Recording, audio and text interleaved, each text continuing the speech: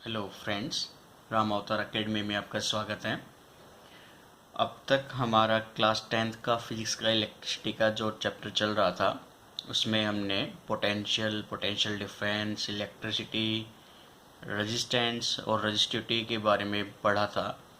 साथ ही इनके कुछ पुराने पेपर पे बेस के जो क्वेश्चंस थे वो भी हमने प्रैक्टिस किए थे। अब हम आगे अपने नेक्स्ट टॉपिक की तरफ बढ़ते हैं, resistance of system of resistors. ठीक है, इसमें मतलब कितने टाइप के कनेक्शंस होते हैं वो हम स्टडी करेंगे। तो टॉपिक का नाम है आपका resistance of a system of resistors. Resistance of a system of resistors. ठीक है, तो चलिए अब हम चेक करेंगे कि जो रेजिस्टेंस होते हैं उनको कितने टाइप में हम कनेक्ट कर पाएंगे। ठीक है, तो इसमें आपके मेनली दो टाइप होते हैं। एक होता है सीरीज कनेक्शंस या series resistors. Series resistors mainly इसको हम ऐसे बोल देते हैं, resistance in series. Resistance in series. देखिए, अगर आपके पास तीन रेजिस्टेंस है, एक रेजिस्टेंस R1 या RA के नाम से दे दीजिए आप इसको, मैं R1 से ही लिख लेता हूँ इसको। एक रेजिस्टेंस है हमारे पास रेजिस्टेंस R2, एक और रेजिस्टेंस है हमारे पास रेजिस्टेंस R3। अगर आपको इन तीनों रेजिस्टेंस को सीरीज में कनेक्ट करना है तो हम क्या करेंगे, पहले रेजिस्टेंस का एंड पॉइंट फर्स्ट रेजिस्टेंस के स्टार्टिंग पॉइंट से कनेक्ट हो जाएगा, कुछ ऐसे। ठीक है, नेक्स्ट सेकंड रेजिस्टेंस का एंड पॉइंट और थर्ड रेजिस्टेंस के फर्स्ट पॉइंट को हम किसी वायर से कनेक्ट करा देंगे, ये। तो ये अब हमारा कैसा कनेक्शन है, सीरीज रजिस्टर्स का। ठीक है, तो अब तीन रेजिस्टेंस R1 और R2 और R3 किस तरह से कनेक्टेड है, सीरीज के अंदर। ठीक है बेटा, अब हम इसकी डिटेल एनालिसिस जो है वो बाद में पढ़ेंगे। पहले पैरेलल रेजिस्टेंस के बारे में हम थोड़ा सा देख लेते हैं, उसमें कनेक्शन को कैसे मेंटेन रखते हैं हम। तो यानी रजिस्टेंसेस इन पैरेलल। पैरेलल में रेजिस्टेंस को किस तरह से कनेक्ट करना है, चलिए देखते हैं। हमारे पास फिर से तीन रेजिस्टेंस है, R1, फिर से एक और रेजिस्टेंस लिया हमने R2 एंड रेजिस्टेंस R3। ठीक है, तो पैरेलल कनेक्शंस के लिए आप क्या करोगे, जो स्टार्टिंग रेजिस्टेंस, तीनों रेजिस्टेंस के जो स्टार्टिंग टर्मिनल है उनको एक ही पॉइंट पर कनेक्ट कर दीजिए एक साथ ऐसे, और जो एंड पॉइंट है उनको एक साथ कनेक्ट कर लीजिए कुछ इस तरह से। तो R1, R2 और R3 तीनों रेजिस्टेंस अब किस कनेक्शन में कनेक्टेड है, पैरेलल कनेक्शन में। ठीक है, तो आपको ये याद रखना है, सीरीज के लिए पहले रेजिस्टेंस का एंड पॉइंट दूसरे के स्टार्टिंग पॉइंट से कनेक्ट है, दूसरे का एंड थर्ड के स्टार्टिंग पॉइंट से कनेक्टेड है, और पैरेलल के केस में तीनों रेजिस्टेंस के स्टार्टिंग पॉइंट एक साथ कनेक्टेड है और एंड पॉइंट दूसरी साइड पर कनेक्टेड है। ठीक है, ये होता है हमारा रेजिस्टेंस इन पैरेलल। चलिए अब थोड़ा डिटेल में देखते हैं इनका एनालिसिस करते हुए। तो हम पहले पढ़ेंगे resistance in series. Resistors in series. चलिए ठीक है, फिर से हम अपने वही तीनों रेजिस्टेंस लेंगे, रेजिस्टेंस R1, रेजिस्टेंस R2। अब दोनों के, ये तीनों के तीनों रेजिस्टेंस हमारे सीरीज में कनेक्टेड है, resistance R1, resistance R2, resistance R3। और ये तीनों रेजिस्टेंस जो कनेक्टेड है, मैंने माना इनके अक्रॉस में मैं एक पोटेंशियल डिफरेंस एमीटर के साथ कनेक्ट करा देता हूँ। यानी ये हमारा बैटरी टर्मिनल हो गया बेटा, प्लस माइनस। इस बैटरी की जो टोटल वोल्टेज है वो मैंने कैपिटल V ले ली, और सर्किट को ऑन ऑफ कराने के लिए मैंने एक की भी कनेक्ट कर दिया। ठीक है, ये हमारा की है। ये हमारा एमीटर है प्लस माइनस रेटिंग के साथ। अब देखिए कुछ पॉइंट्स को हम यहीं पे पॉइंट मेजर करेंगे, नोट करेंगे। टर्मिनल जहाँ पे R1 का पॉइंट बैटरी से कनेक्टेड है, मैंने उसको पॉइंट A ले लिया। इस पॉइंट को मैंने B नाम दे दिया, इस पॉइंट को C नाम दे दिया, और ये जो पॉइंट है इसको मैंने नाम D दे दिया। ठीक है यहाँ तक। अब वोल्टेज कनेक्ट करने की वजह से सर्किट में करंट फ्लो होगा, यानी यहाँ से कुछ करंट जाएगा ऐसे, और ये करंट मैंने मान लिया टोटल करंट कितना है I। अब आप ही खुद बता सकते हैं I करंट यहाँ से गया तो इस रेजिस्टेंस में से कितना करंट जाएगा, I ही जाएगा, ऐसे फ्लो करेगा। यानी B टर्मिनल तक I करंट आ गया आपका।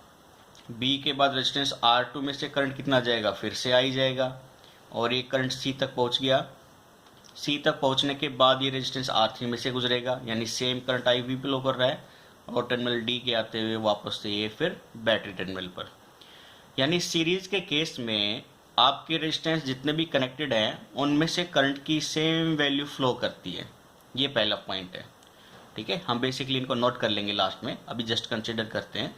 तो हमने यहाँ पे क्या देखा कि सीरीज रेजिस्टेंस के केस में पोटेंशियल अप्लाई करने पर जो करंट फ्लो होगा सर्किट में वो तीनों रजिस्टर्स के लिए सेम रहेगा। यानी इसमें से करंट आई फ्लो करेगा, इसमें से भी करंट आई फ्लो करेगा, यहाँ से भी करंट आई फ्लो करेगा। इसका मतलब यहाँ पे आपने बल्ब लगाया है, अगर यहाँ पे रेफ्रिजरेटर लगाया और यहाँ पे AC लगाया है और करंट आई फ्लो कर रहा है, तो बल्ब में से भी करंट आई जाएगा, उस रेफ्रिजरेटर में से भी करंट आई जाएगा, उस AC में से भी करंट आई ही फ्लो करेगा। ठीक है, तो सीरीज रेजिस्टेंस के केस में करंट हमेशा सेम रहेगा सर्किट के। क्लियर है यहाँ तक। चलिए नेक्स्ट पॉइंट देखते हैं। ये पोटेंशियल V जो क्रिएट किया गया है ये तीनों रेजिस्टेंस के अक्रॉस में है, यानी ये पोटेंशियल V अप्लाई किया गया है टर्मिनल A से टर्मिनल D तक। ठीक है, ये टोटल वोल्टेज है हमारी पोटेंशियल। अब ओम्स लॉ से आपको मालूम है टोटल पोटेंशियल होता है टोटल करंट इनटू में रेजिस्टेंस ऑफ द सर्किट। ठीक है, आपने यहाँ पे चेक किया होगा तीनों का रेजिस्टेंस तो मैंने बराबर नहीं लिया है। R1, R2 और R3 अलग अलग चीज़ें, सेम वैल्यू नहीं है इनकी। तो यानी पॉइंट A से B तक का जो पोटेंशियल डिफरेंस होगा वो V नहीं हो सकता, वो अलग वैल्यू रखेगा। वो मैंने माना वो वोल्टेज V1 से मेजर कर रहा है, पोटेंशियल V1। ऐसे ही पॉइंट B से C का रेजिस्टेंस R2 होने की वजह से मैंने माना यहाँ पे भी कोई पोटेंशियल क्रिएट हो गया V2। ठीक है, और R3 का भी रेजिस्टेंस अलग होने की वजह से एक नया पोटेंशियल फिर से यहाँ पे डेवलप हुआ है V3। लेकिन जो टोटल पोटेंशियल है वो इन तीनों पोटेंशियल के सम के बराबर रहेगा, क्योंकि इन तीनों के पोटेंशियल डिफरेंस की वैल्यू टोटल पोटेंशियल से कभी ज़्यादा नहीं हो सकती। यानी मैं ये कहूँगा अगर मैं 6 वोल्ट की बैटरी लगा रहा हूँ तो आपको उस सर्किट के अक्रॉस में जरूर नहीं कि 8 वोल्ट मिलेगा, उससे ज़्यादा कभी नहीं मिल सकता, उससे कम ही मिलने वाला है। ठीक है, तो तीनों के अक्रॉस में जो पोटेंशियल डिफरेंस क्रिएट हुआ है उन तीनों का सम किसके बराबर है, टोटल पोटेंशियल के। तो हम यहाँ पे अब एनालिसिस करेंगे इसकी मैथमेटिकली, जो एग्जाम पॉइंट ऑफ व्यू से बहुत ज़्यादा इंपॉर्टेंट है। ये डेरिवेशंस आपके एग्जाम में सीधे 3 या 4 नंबर के क्वेश्चंस में मार्क्स में पूछी जाती है, तो इसको थोड़ा गौर से देख लीजिएगा। कोई डाउट आएगा तो हमें ज़रूर बताइए। तो मैं यहाँ से कह रहा था कि टोटल पोटेंशियल है मेरा तीनों पोटेंशियल डिफरेंस के सम के बराबर, यानी V1 प्लस V2 प्लस में V3। अगर मैं यहाँ से बेटा चेक करूँ तो वोल्टेज V1 क्या हो जाएगी, जो करंट फ्लो हो रहा है इन तीनों रेजिस्टेंस में से वो, यानी करंट I ही फ्लो कर रहा है। रेजिस्टेंस कितना है उसके लिए, R1 है। ऐसे ही V2 क्या हो जाएगा, करंट इंटू में रेजिस्टेंस R2। V3 क्या हो जाएगा, करंट इंटू में रेजिस्टेंस R3। I तो तीनों के केस में सेम है इसलिए I ही रहेगा। तो मैं यहाँ से पॉइंट वैल्यू लिखता हूँ, total potential V is equal to V1 की जगह पे रखा हमने IR1 प्लस में V2 की जगह पे रखा IR2, V3 की जगह पे रखे IR3। अब V टोटल पोटेंशियल है, टोटल पोटेंशियल है तो V की वैल्यू क्या होगी, V बराबर में टोटल करंट इनटू में टोटल रेजिस्टेंस या इक्विवेलेंट रेजिस्टेंस इन सीरीज। यानी इस V की जगह पे मैं IRS रख सकता हूँ, जहाँ पे I तो है टोटल करंट और RS क्या है, equivalent resistance. Equivalent resistance connected in series, इसलिए एस सिंबल मैंने नीचे लिखा हुआ है कि टोटल रेजिस्टेंस है सीरीज में कनेक्टेड, उसी को हम इक्विवेलेंट रेजिस्टेंस बोलेंगे, कनेक्टेड इन सीरीज। तो मैं वहाँ से V की वैल्यू रखूँगा IRS बराबर में, इधर मैं I कॉमन ले लेता हूँ तो R1 plus R2 plus R3, ठीक है। ये I से ही I कैंसिल, यानी रेजिस्टेंस इन कनेक्टेड सीरीज क्या आया, R1 plus R2 plus R3। ये हमारा टोटल इक्विवेलेंट रेजिस्टेंस से कनेक्टेड इन सीरीज, ठीक है बेटा। तो ये काफ़ी इंपॉर्टेंट डेरिवेशन है, इसको आपको नोट भी करनी चाहिए और अच्छे से डिस्कस भी करना चाहिए अपने टीचर या फ्रेंड्स के साथ में। कोई डाउट है तो हमें ज़रूर बता सकते हैं आप, हम फिर से रिपीट कर देंगे इनको। क्लियर है? तो अब मैं यहाँ से कुछ एक वैल्यू लेके चलता हूँ, मैं मान के चलता हूँ, देखिए कुछ पॉइंट्स हम मेजर कर लेते हैं। पहला पॉइंट है आपका, मैं ये नोट करा देता हूँ इम्पोर्टेंट पॉइंट करके, जो डिस्कशन है वो मैं साथ साथ करा दूंगा आपको, जो पॉइंट्स आपको समझाने वाले हैं, तो ये नोट करके डाल लीजिए बेटा। फर्स्ट पॉइंट है आपका कि करंट जो है वो सीरीज में सेम फ्लो करता है, ठीक है। आपने अभी देखा था R1 और R2 R3 तीनों रेजिस्टेंस के अक्रॉस में करंट I ही फ्लो कर रहा था, तो मैं ये यहाँ पे लिखूंगा same current flow, same current flow through the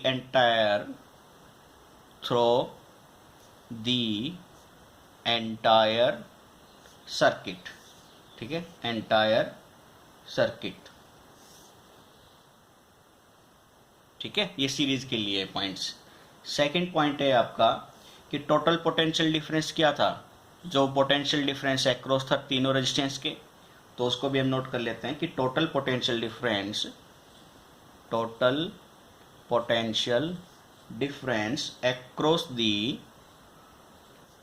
across the series combination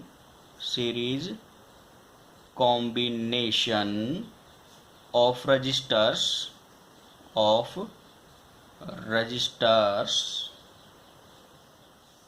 series combination of resistors is equal to the sum of potential differences across individual resistors, ठीक है।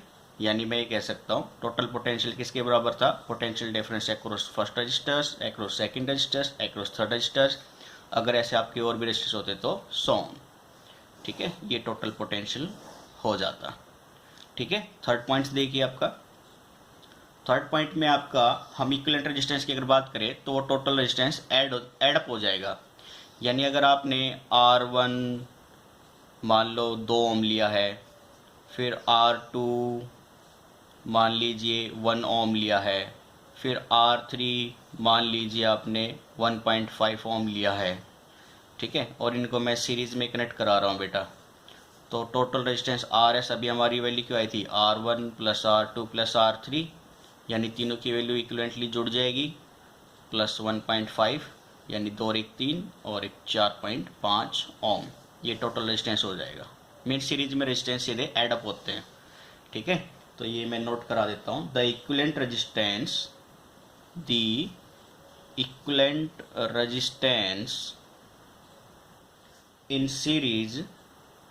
इन series combination of resistors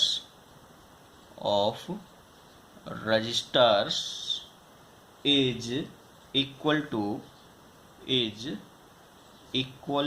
to the sum of individual resistances, ठीक है। यानी हम अगर derivations के हिसाब से लिखें तो टोटल रेजिस्टेंस हो जाएगा R1 plus R2 plus R3 अगर आगे ऐसे और भी रेजिस्टेंस है तो एंड सो ऑन। ये टोटल इक्विवेलेंट रेजिस्टेंस सीरीज के केस में। फोर्थ पॉइंट पे चलिए। फोर्थ पॉइंट के लिए आप एक पॉइंट नोट कीजिए, R1 और R2 R3 की जो वैल्यू है उनका सम अप जो वैल्यू आया 4.5, ये वैल्यू इन तीनों रेजिस्टेंस से ज़्यादा है। यानी आपको गिवन रेजिस्टेंस से ज़्यादा वैल्यू चाहिए तो आपको रजिस्टर्स को सीरीज में ही कनेक्ट करना पड़ेगा, तभी आपको उनकी मैक्सिमम वैल्यू मिल सकती है। ठीक है, तो ये पॉइंट्स भी नोट कर लीजिए आप। The equivalent resistance, the equivalent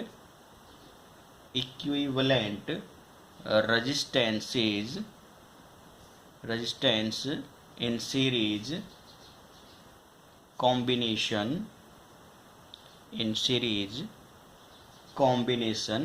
is greater than any individual resistance। ठीक है, नेक्स्ट पॉइंट नोट कर लीजिए कि अगर आपके पास एन रेजिस्टेंस है, मान के चलो ये तीनों की तीनों वैल्यू 2 ओम की होती, तो 3 रेजिस्टेंस होने की वजह से मैं 3 लिख लेता एन की वैल्यू। एक रेजिस्टेंस 2 का है तो ये हो जाता हमारा 6 ओम। ये एग्जांपल में मैंने मान के चल लिया।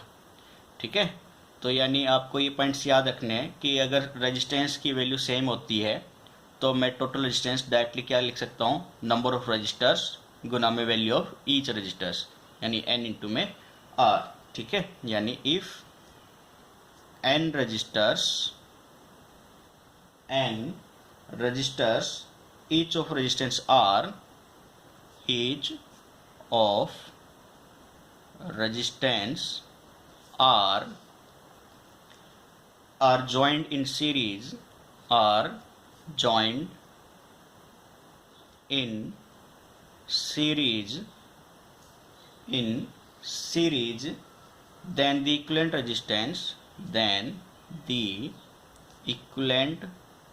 resistance is equal to n into में r।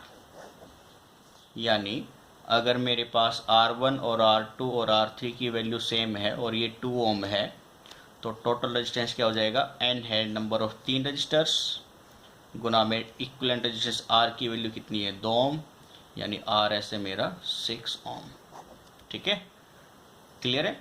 लास्ट पॉइंट और नोट कर लीजिए बेटा, 6th पॉइंट जो अभी हमने रिपीट किया था उसी को मैं फिर से भी लिखा देता हूँ।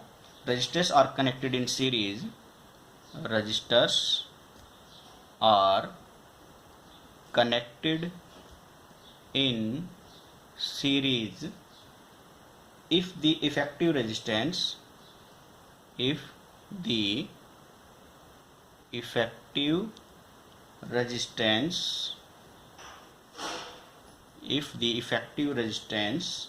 of a circuit is to be increased, यानी आपको सर्किट का रेजिस्टेंस बढ़ाना है तो आपको रजिस्टर्स को सीरीज में कनेक्ट करना पड़ेगा। ठीक है, ये कुछ पॉइंट्स थे हमारे। अब हम अपने नेक्स्ट इसके एग्जांपल्स और कुछ इंपॉर्टेंट पॉइंट्स हैं उसको हम मेजर कर लेते हैं, साथ ही फिर हम उनके कुछ न्यूमेरिक्स को भी देख लेंगे। तो एग्जांपल्स में अगर हम लेके चलें कि भाई सीरीज कनेक्शंस कहाँ पे यूज़ किया जाता है, तो आपने फैंसी लड़ीज देखी होगी दिवाली वगैरह पे या त्यौहार पे आप लोग लगाते हो अपने घरों के सामने। तो जो फैंसी लड़ीज होती हैं वो सीरीज कनेक्शंस होती है। ठीक है, उसमें आपने देखा होगा एक मास्टर बल्ब होता है, वाइट बल्ब जैसे एक कलर में दिखाई देता है, अगर वो ख़राब हो जाए तो उसके आगे की सारी सीरीज़ बेकार हो जाती है। ठीक है, तो सीरीज़ कनेक्शंस का ऑब्वियसली यही नुकसान है। मतलब जैसे कि आपके पास ये रेजिस्टेंस R1 था, ये रेजिस्टेंस R2 है, ये रेजिस्टेंस R3 है। क्लियर है बेटा, और सर्किट को मैंने कनेक्ट भी करा दिया किसी बैटरी से, ये मेरी बैटरी टर्मिनल है। अगर आपका रेजिस्टेंस R1 ब्रेक आउट हो गया, यानी सर्किट यहाँ से ओपन हो गई है, ओपन होने की वजह से करंट आगे जाएगा ही नहीं, तो यानी ये एक बल्ब ख़राब होने की वजह से रेफ्रिजरेटर भी और एसी भी दोनों के दोनों ऑफ हो जाएंगे, इनको सप्लाई मिलेगी नहीं। तो ये बेसिकली इसकी डिसएडवांटेज है, वो डिसएडवांटेज मैं आपको नोट करा दूंगा। तो एग्जांपल्स में अगर मैं चेक करूं तो आपका एग्जांपल्स में मैं फेस्टिवल फ्रिल में लिख देता हूं। ठीक है, फेस्टिवल जो फ्रिल होती है ये उसका एग्जांपल्स में आ जाएगा, तो ये आपको पॉइंट्स नोट रखने हैं, ठीक है। तो मैं बात कर रहा था इसकी डिसएडवांटेज की, डिसएडवांटेज, ठीक है। तो पहली डिसएडवांटेज तो आपकी यही हो जाएगी कि सीरीज में कनेक्शन करने से एक डिवाइस ख़राब हो जाएगी तो बाकी की डिवाइसेस ऑपरेट नहीं होती है, ठीक है। तो मैं यहाँ पे नोट करा देता हूँ बेटा, if any one component fails, if any one component fails, the entire circuit is broken, the entire circuit is broken, ठीक है, and none of the component of the circuit works, ठीक है। एंटायर सर्किट इज ब्रोकन यानी बाकी के जो component है वो ऑपरेट नहीं करेंगे, क्लियर है। सेकंड पॉइंट्स दूसरा ये रहेगा कि भाई आप अलग अलग रेटिंग की सर्किट्स के अंदर कनेक्ट नहीं कर सकते हैं, यानी अगर आपके पास एक 100 वाट का बल्ब है, ये 100 वाट का बल्ब ले लिया, और एक आपके पास मान के चलिए कोई हीटर है, ठीक है, ये आपके पास 1000 वाट का है, और इनको मैं आप सीरीज़ में कनेक्ट करा रहा हूँ किसी पोटेंशियल डिफरेंस V के अक्रॉस में, ठीक है बेटा। तो अगर बल्ब की रेटिंग मान के चलो सिर्फ और सिर्फ रिक्वायरमेंट है 0.5 एम्पियर, और हीटर की रिक्वायरमेंट है 2 एम्पियर, क्या उस हीटर की रिक्वायरमेंट को 0.5 कंप्लीट कर रहा है, पूरा कर रहा है? नहीं कर रहा ना, क्योंकि उसकी रिक्वायरमेंट तो थी 2 एम्पियर की, और बल्ब की वजह से वो सिर्फ 0.5 एम्पियर ही ले रहा है, यानी उसकी रिक्वायरमेंट पूरी नहीं है। अगर मैं यहाँ से 5 एम्पियर या 2 एम्पियर कराऊँ तो बल्ब के लिए वो ज़्यादा रेटिंग हो जाएगी, वो फ्यूज आउट हो जाएगा। यानी अलग अलग रेटिंग होने की वजह से इनको रिक्वायरमेंट ऑफ करंट भी वैल्यू अलग अलग चाहिए। अगर आप इनको सीरीज में कनेक्ट करोगे तो सेम करंट फ्लो होगा, जिससे इनकी रिक्वायरमेंट पूरी नहीं होती, इसलिए सर्किट ऑपरेट नहीं हो सकती है, ठीक है। तो ये पॉइंट्स आपको याद रखना है कि दो अलग अलग रेटिंग के एलिमेंट्स को हम सीरीज में कनेक्ट नहीं कर सकते हैं, ठीक है। तीसरा पॉइंट आप ये नोट कर लीजिए कि सेपरेट प्लग नहीं लगा सकते आप, भाई इसके लिए अलग से प्लग लगाओ, इसके लिए अलग प्लग लगाओ, इसके लिए अलग प्लग लगाओ, ये काफ़ी डिफ़िकल्ट वैल्यू होती है, मतलब आप ऐसे नहीं कर सकते हैं। तो मैं यहाँ पे लिख देता हूँ कि not possible to put separate on off switch, ठीक है। ऑन ऑफ स्विच अलग से सेपरेट हम प्रोवाइड नहीं करा सकते हैं, ठीक है बेटा। दूसरा मैं ये कह देता हूँ कि जो आपके डोमेस्टिक में है उसमें आपके सीरीज कनेक्शंस को यूज नहीं किया जाता है, तो ये नोट करके लिख लेना, a series combination is not used in the domestic electric circuit, ठीक है। घरों के अंदर जो सर्किट होती है वो सीरीज कनेक्शन नहीं हो सकती, ठीक है बेटा। तो ये कुछ इंपॉर्टेंट पॉइंट थे।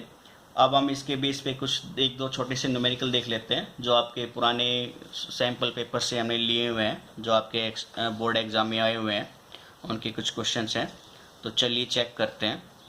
पहला क्वेश्चन है 3 registers of 1, 2 and 3 ohm respectively are connected in series, what is the equivalent resistance, ठीक है।